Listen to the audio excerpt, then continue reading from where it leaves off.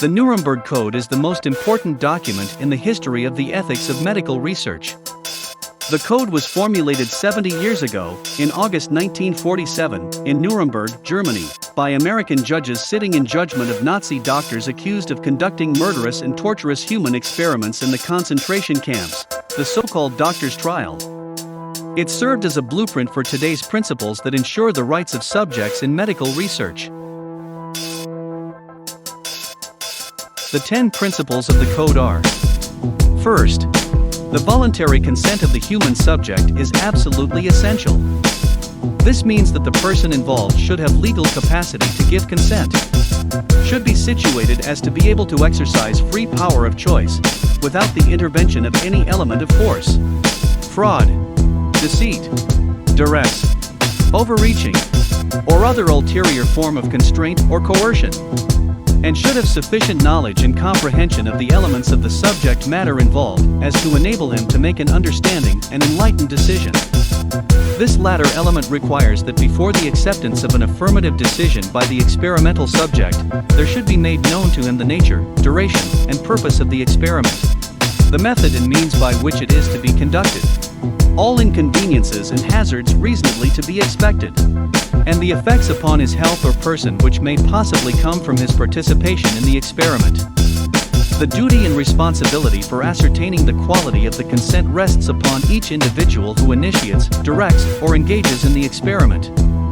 It is a personal duty and responsibility which may not be delegated to another with impunity.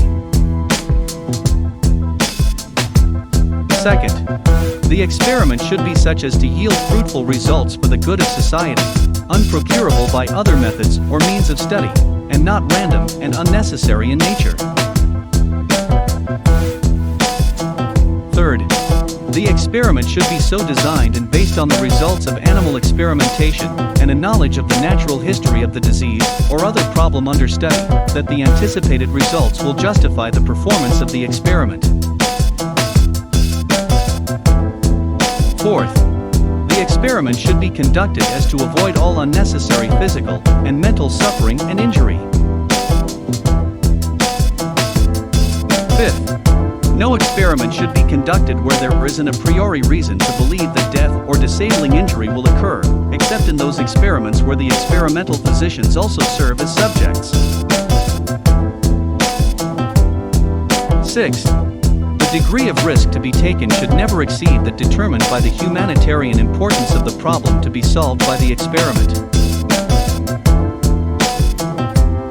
Seventh, proper preparation should be made and adequate facilities provided to protect the experimental subject against even remote possibilities of injury, disability, or death. Eighth, the experiment should be conducted only by scientifically qualified persons. The highest degree of skill and care should be required through all stages of the experiment of those who conduct or engage in the experiment. Ninth, during the course of the experiment, the human subject should be at liberty to bring the experiment to an end if he has reached the physical or mental state where continuation of the experiment seems to him to be impossible.